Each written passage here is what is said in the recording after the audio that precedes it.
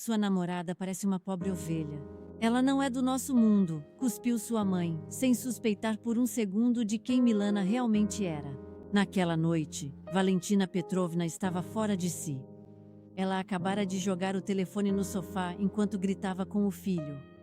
Igor, de 26 anos, ainda morava com ela em um pequeno apartamento na periferia. Ele trabalhava em uma concessionária de carros, ganhava pouco e sonhava apenas com uma vida tranquila. Mas naquele dia, ele havia cometido, segundo sua mãe, um erro imperdoável. Ele tinha levado Milana para casa. Para ele, isso era importante. Eles estavam juntos havia 3 meses. E pela primeira vez em muito tempo, ele sentia que tinha encontrado a pessoa certa.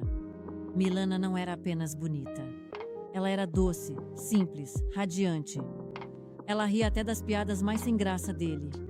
Ela não fazia o papel de princesa. Com ela, tudo parecia fácil. Mas sua mãe nem sequer tentou conhecê-la. Mal Milana havia cruzado a porta, Valentina já a examinava de cima a baixo. Sua saia, seus saltos, sua maquiagem, tudo desagradava a ela. Para ela, essa garota não podia ser sincera. Segundo ela, uma mulher assim não olharia para um homem como Igor por amor. Ela certamente estava buscando outra coisa.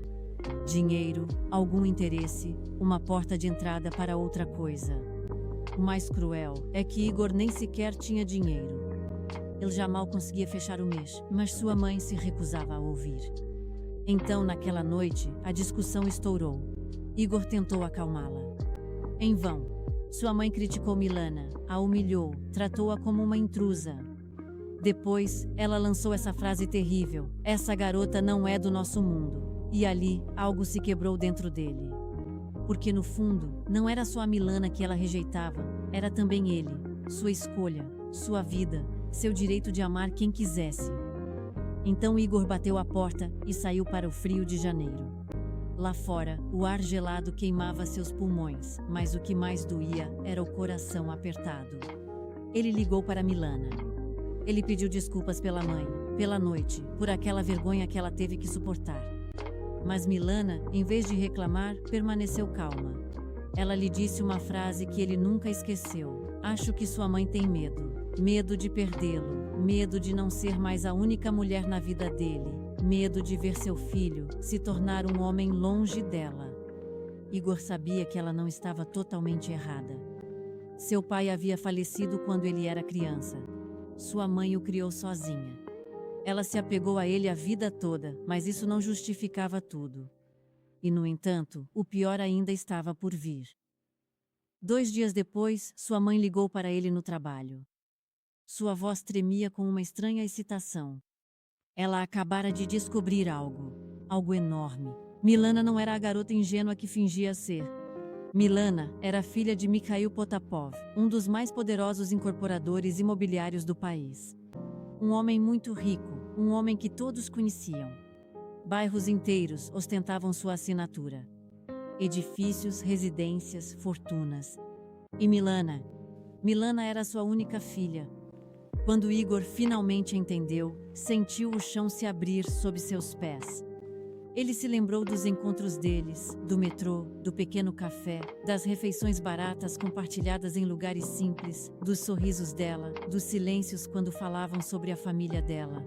Tudo ganhava um novo significado. Ela havia escondido a verdade dele. Naquela mesma noite, ele foi até a casa dela.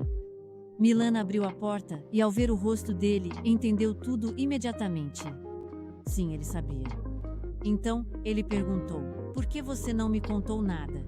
E a resposta de Milana foi simples, dolorosa, humana. Porque toda vez que as pessoas descobriam quem ela era, tudo mudava. Ou as pessoas a viam como uma conta bancária ambulante, ou se sentiam inferiores, desconfortáveis, esmagadas. Ela não queria que Igor se apaixonasse pelo nome Potapov. Ela queria que ele se apaixonasse por ela, apenas por ela. Então, ela lhe contou a verdade. O pai dela controlava tudo. Seus estudos, suas amizades, suas escolhas. Os homens que se aproximavam dela eram ou atraídos pelo dinheiro, ou cuidadosamente aprovados por sua família. Ela se sentia sufocada. Então ela foi embora. Ela alugou um apartamento modesto, encontrou um emprego por conta própria, recusou-se a viver graças à fortuna do pai. Ela queria respirar. Ela queria existir sem o seu nome. Mas para Igor, era demais para assimilar de uma vez. Ele a amava. Sim, mas ele tinha medo. Medo de não estar à altura. Medo de se tornar ridículo ao lado dela. Medo de que as diferenças entre seus mundos acabassem por destruí-los. Então ele se afastou. E foi nesse momento que a mãe dele foi longe demais. Sem lhe dizer nada, ela decidiu ir até a casa do pai de Milana. Sim, ela foi diretamente até Mikhail Potapov para pedir que ele impedisse sua filha de ver Igor. Quando voltou para casa, ela já não era mais a mesma. Silenciosa, pálida, abalada em suas certezas. E no dia seguinte, um carro preto com vidros escurecidos parou em frente à concessionária onde Igor trabalhava. Mikhail Potapov desceu do carro ele mesmo. Ele pediu para falar com ele. Dentro do carro, o homem não gritou. Ele não ameaçou. Ele não o humilhou. Pelo contrário, disse a ele que sua mãe tinha ido procurá-lo, que ela havia afirmado que Igor queria se aproveitar de Milana. Mas ele não acreditava nisso. Por quê? Porque se Igor realmente quisesse o dinheiro da filha dele, teria se informado muito antes. Ele teria interpretado um papel. Ele teria pedido alguma coisa, mas ele não tinha feito nada disso. Ele tinha amado Milana sem saber quem ela era. Então Potapov lhe confessou algo inesperado. Sua filha havia fugido de seu mundo porque ele a sufocava. E desde que ela conheceu Egor, ela voltou a sorrir. De fato, essa frase abalou Egor. Então Potapov acrescentou calmamente: você a ama ou não a ama, o resto não tem importância. Naquele dia, Egor finalmente entendeu. O verdadeiro problema não era o dinheiro, nem o status social, nem o olhar dos outros. O verdadeiro problema era o seu medo. Então, naquela mesma noite, ele voltou para a casa de Milana sem avisar, sem pensar mais a respeito. Quando ela abriu a porta, seus olhos estavam vermelhos de tanto chorar, e ela disse simplesmente: desculpa. Ele lhe confessou tudo, seu medo, seu orgulho, seu desespero diante das diferenças entre eles. Depois, ele finalmente disse o que deveria ter dito desde o começo: eu te amo você, não o seu nome, não a sua família, não o seu passado. Você. Milana se jogou em seus braços, e pela primeira vez em dias, tudo voltou a ser simples. Eles conversaram a noite toda sobre suas feridas, suas famílias, seus medos, sobre o que queriam construir juntos. Enquanto isso, Valentina Petrovna continuava pensando em sua visita a Potapov. Ela esperava ser esmagada por um homem arrogante, mas encontrou alguém calmo, lúcido, quase humilde. Ele lhe explicou que ela tinha medo de perder o filho e que quanto mais tentava segurá-lo, mais corria o risco de afastá-lo. Depois, ele lhe ofereceu um cargo em sua empresa. Não por piedade, mas por respeito às suas competências. Esse gesto a abalou porque ela havia julgado Milana como uma arrivista. E no fim das contas, era justamente aquela família que lhe estendia a mão com mais dignidade.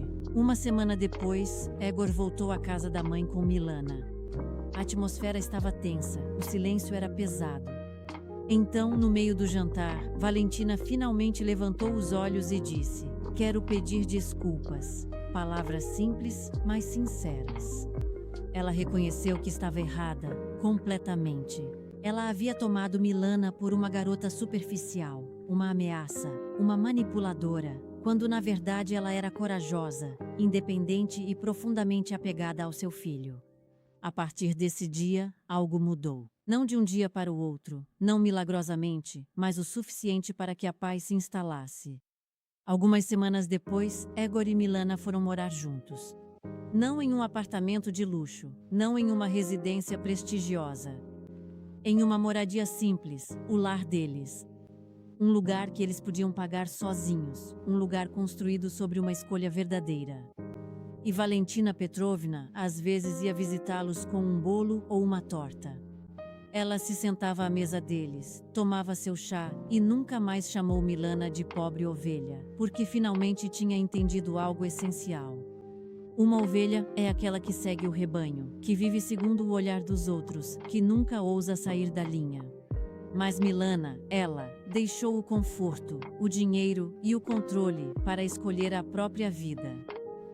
E isso não era fraqueza, era coragem.